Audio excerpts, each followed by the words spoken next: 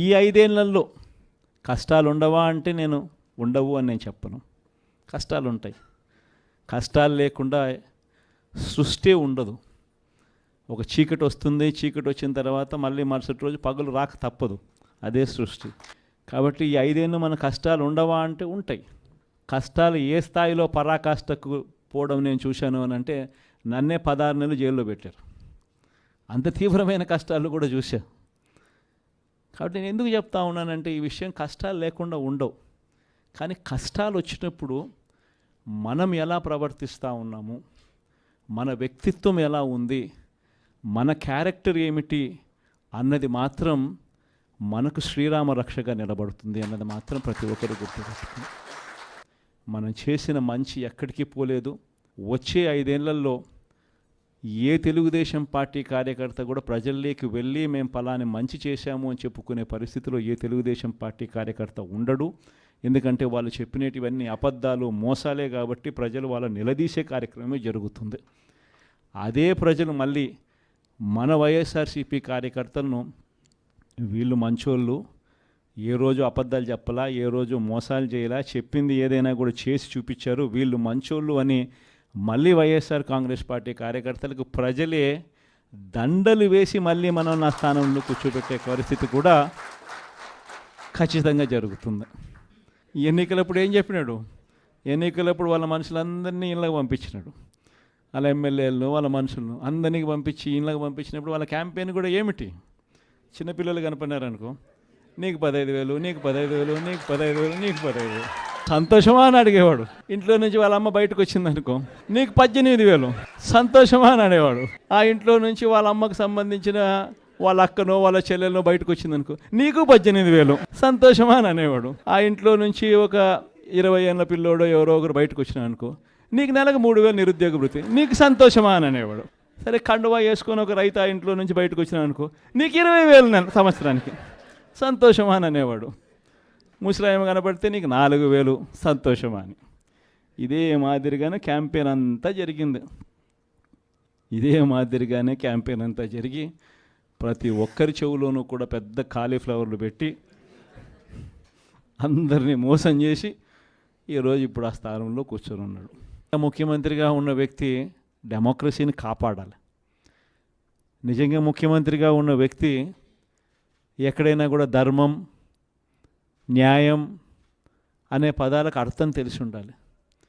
ముఖ్యమంత్రిగా ఉన్న వ్యక్తి అడుగులు వేసేటప్పుడు సమాజం మనల్ని చూస్తూ ఉంది, మనం ఏం చేస్తూ ఉన్నాము, మనం చేసేది న్యాయము ధర్మంగా ఉందా లేదా అన్నది ఆలోచన చేసి అడుగులు వేయాలి. కానీ అన్ఫార్చునేట్గా చంద్రబాబు నాయుడు అనే ఒక దుర్మార్గుడితో యుద్ధం చేస్తూ ఉన్నాం. ఈ మనిషికి న్యాయం లేదు, ఈ మనిషికి ధర్మం లేదు. ఈ మనిషి తన స్వార్థం కోసం ఏమైనా చెబుతాడు, తన స్వార్థం కోసం ఏమైనా చేస్తాడు. అలాంటి వ్యక్తితో మనం యుద్ధం చేస్తూ ఉన్నాం.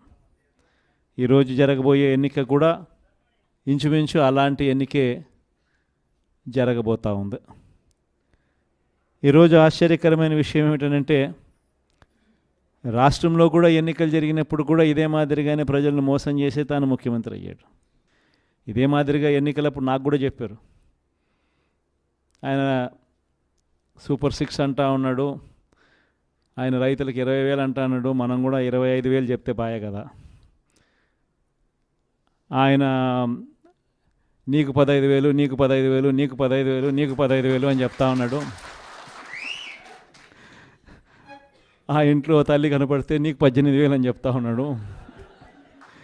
ఆ ఇంట్లో ముసలాం ఎవరైనా బయటకు వస్తే నీకు 4,000 నెలకు, 48,000 నీకు అని చెప్తా ఉన్నాడు. మరి ఇంత మాదిరిగా ఈ మాదిరిగా ఆయన ఆశ పెడుతూ, మభ్య పెడుతూ, మోసం చేస్తూ, ఈ మాదిరిగా ప్రతి ఇంటికి వాళ్ళ మనుషులను పంపించి వాళ్ళ ఎమ్మెల్యేల చేత, వాళ్ళ మనుషుల చేత ఈ మాదిరిగా క్యాంపెయిన్ చేయిస్తూ ఉన్నారు. ఇంత అబద్ధాలను క్యాంపెయిన్ తట్టుకొని మనం కూడా చేయగలుగుతామా ఎన్నికలు? మనం ఎన్నికలు చేయలేము ఈ మాదిరిగా. మీరు కూడా కాస్తో కూస్తో ఆ మాదిరిగా చెప్పే కార్యక్రమం మీరు కూడా ముందుకు రావాలి అని చెప్పి కూడా నా మీద కూడా చాలా ఒత్తిడి తీసుకొచ్చారు. మన వాళ్ళే, దగ్గర వాళ్ళే, నా కోసమే, మన పార్టీ కోసమే అనే భావనతోనే వాళ్ళంతా కూడా నాకు సలహాలు ఇచ్చారు. కానీ నేను ఒకటే చెప్పిన, మనం అబద్ధాలు చెప్పి ఆ కిరీటం మనం నెత్తిన పెట్టుకుంటే మాత్రం మనకేం సాటిస్ఫాక్షన్ ఉంటుంది? సరే అవుతాము, ముఖ్యమంత్రి స్థానంలో కూర్చుంటాము. అయిన తర్వాత రేపు పొద్దున మళ్ళీ జగన్ చెప్పినాడు అని మీరు ప్రతి ఒక్కరూ కూడా వైఎస్ఆర్ కాంగ్రెస్ పార్టీ అభ్యర్థులుగా చిన్న చిన్న కార్యకర్తల దగ్గర నుంచి మొదలు పెడితే ఎమ్మెల్యేల దాకా మీరంతా కూడా మళ్ళీ గ్రామాలు తిరుగుతారు. తిరిగినప్పుడు మీ పార్టీ చెప్పింది, మీ జగన్ చెప్పినాడు ఇవన్నీ చేయాలి, ఇవన్నీ చేస్తాను అని చెప్పి, మరి అవన్నీ చేశాడా, అబద్ధాలు చెప్పి మోసం చేశాడు కదా అని చెప్పే మాట మీలో ఏ ఒక్కరూ అనిపించుకోకూడదు అని కాలర్ ఎగిరేసి మా పార్టీలో ఉన్న ఏ కార్యకర్త అయినా కూడా, మా పార్టీలో ఉన్న ఏ నాయకుడైనా కూడా ఒక మాట చెప్తే ఆ మాట మీద నిలబడతాం అన్న నమ్మకం, భరోసానే వైఎస్ఆర్ కాంగ్రెస్ పార్టీ అని చెప్పి కాలర్ ఎగిరేసి చెప్పుకునే పరిస్థితి ప్రతి గ్రామంలో ప్రతి కార్యకర్తకు ఉండాలి. దానికోసమే నేను తాపత్రయపడ్డా. అందుకే అబద్ధాలు చెప్పలేకపోయాం. మనం 2019కి ముందు చంద్రబాబు నాయుడు ఇదే మాదిరిగానే 2014లో ఇదే మాదిరిగా చెప్పాడు. అప్పుడు రైతులకు రుణాలు మాఫీ అన్నాడు, పొదుపు సంఘాల అక్క చెల్లెమ్మలకు రుణాలు మాఫీ అన్నాడు, ఇంటింటికి ఉద్యోగం ఇవ్వకపోతే 2000 రూపాయలు నిరుద్యోగ భృతి అన్నాడు. ఇవన్నీ రకరకాలుగా ఆయన కూడా చెప్పుకుంటూ వచ్చాడు. ఆ రోజుల్లో రుణమాఫీ చెప్పమని చెప్పి నా మీద కూడా ఒత్తిడి వచ్చింది. ఆ రోజుల్లో చేయలేంది చెప్పలేము అని మనం చెప్పలా. ఆ తర్వాత ఎన్నికలు అయిపోయాయి, చంద్రబాబు నాయుడు ప్రభుత్వం వచ్చిన తర్వాత ఆయన అన్ని రకాలుగా అబద్ధాలు చెప్పాడు, మోసం చేశాడు అని ప్రజలకు అర్థమైంది. 2019లో ఆయన డిపాజిట్లు లేకుండా కూడా ఆయన పూర్తిగా పక్కన కూర్చోబెట్టారు. 2019లో మళ్ళీ మన పార్టీ అధికారంలోకి వచ్చిన తర్వాత ఈ రోజుకి కూడా నేను చెప్తా ఉన్నా, ఈ రోజుకి కూడా గర్వంగా మన పార్టీ నాయకులు ప్రతి ఇంటికి పోగలుగుతాము, ప్రతి గ్రామంలోనూ కాలర్ ఎగరేసుకొని తిరగలుగుతాం. మా పార్టీ ఎన్నికల మేనిఫెస్టోలో ఏదైతే చెప్పిందో దాన్ని ఒక బైబిల్గా భావించాం, ఒక ఖురాన్గా భావించాం, ఒక భగవద్గీతగా భావించాం. చెప్పిన ప్రతి పథకము క్యాలెండర్ ఇచ్చి, సంవత్సరం పొడుగునా ఏ నెలలో ఏ పథకం ఇస్తామో క్యాలెండర్ ఇచ్చి, ఆ క్యాలెండర్ చొప్పున మా నాయకుడు బటన్లు నొక్కాడు. నేరుగా మీ ఇంటికే వచ్చే కార్యక్రమం మా వైఎస్ఆర్ కాంగ్రెస్ పార్టీ పాలనలో జరిగింది అని గర్వంగా చెప్పుకునే కార్యక్రమం మనం చేయగలిగాము అని చెప్పి ఇవాళకి చెప్పగలుగుతాం. ఎప్పుడైనా కూడా ఒకటి గుర్తుపెట్టుకోండి, రాజకీయాలలో ఎప్పుడైనా కూడా ఎవరైనా కూడా ఎదగాలనుకుంటే కష్టకాలం వచ్చినప్పుడు ఆ కష్టాలలో మనం ఎలా ప్రవర్తించాము అన్నది ప్రజలు చూస్తూ ఉంటారు. ఆ ప్రజలే మనకు శ్రీరామ రక్షగా తోడుగా ఉంటారు.